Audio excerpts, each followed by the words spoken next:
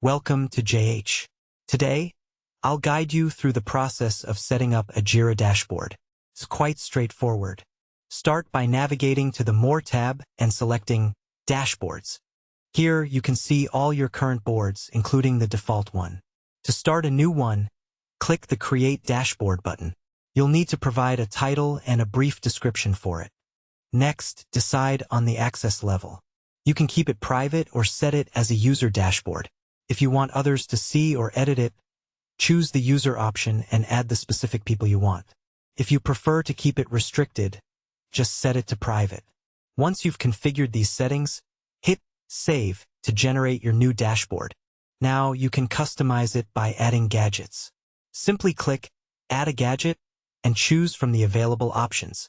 For instance, I'll include the activity stream and the average age chart.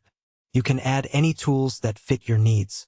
After arranging your gadgets by dragging them into place, click Done to finish. That's all there is to it. Thanks for watching. If this was helpful, please like and subscribe for more guides.